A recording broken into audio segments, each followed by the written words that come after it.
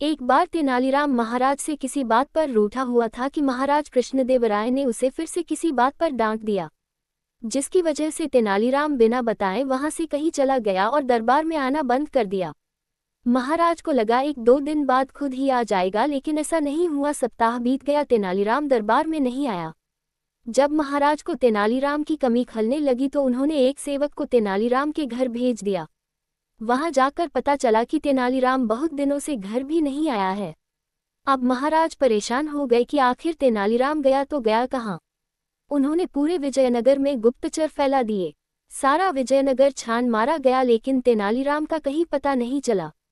तब महाराज को विचार आया कि क्यों न आसपास के गांव में खबर फैला दी जाए कि महाराज अपने राजकीय कुएं का विवाह कर रहे हैं। इसलिए गांव के मुखियाओं को आदेश दिया जाता है कि वो अपने अपने गांव के कुएं को लेकर विजयनगर पहुंच जाएं। जो मुखिया आदेश का उल्लंघन करेगा उसे मृत्युदंड दिया जाएगा।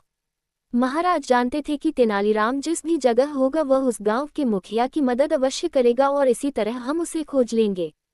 उधर महाराज की घोषणा सुनते ही तेनालीराम भी समझ गया कि ये सब उसका पता लगाने के लिए किया गया है। सभी गांवों के मुखिया ये घोषणा सुनकर हैरान थे।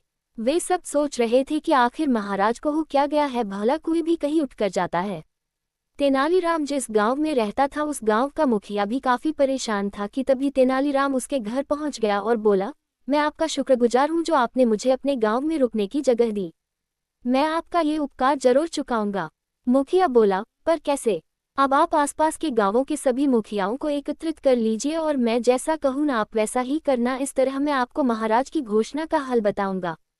तेनालीराम के कहे अनुसार उसने सभी गांवों के मुखियाओं को एकत्रित कर लिया और विजयनगर के बाहर जाकर डेरा डाला। तब तेनालीराम ने एक मुखिया को अपने पास बुलाया और बोला, अब तुम महाराज के पास जाकर बोलना कि महाराज आपके राजकीय कुएं के विवाह में सम्मिलित होने के लिए हमारे कुएं राजधानी के बाहर ठहरे हुए हैं। कृपा करके आप अपने कुएं को उनकी अगवानी के लिए भेज दीजिए। मुखिया ने महाराज के पास जाकर वही कहा जो तेनालीराम ने बोला था। तब महाराज ने पूछा, तुम्हें ये सुझाव किसने दिया है? मुखिया ने साफ साफ बता दिया कि कुछ दिनों से हमारे गांव में एक आदमी आकर रह रहा है, उसने मुझे ये सब बोलने के लिए बोला था। मुखिया की बात सुनते ही महाराज समझ गए कि हो न हो वो तेनालीराम ही होगा। महाराज बोले, वह अभी कहाँ है? महाराज, वह अभी राजधानी के बाहर खड़ा है। मुखिया ने कहा। महाराज ने अपने सेवकों को तुरंत रथ तैयार कर राजधानी के बाहर जाने का आदेश दिया। कुछ ही देर में वो तेनालीराम को लेने के लिए राजधानी के बाहर पहुंच गए।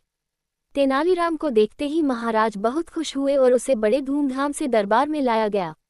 सभी मुखियाओं को भी पुरस्कार देकर विदा किया गया।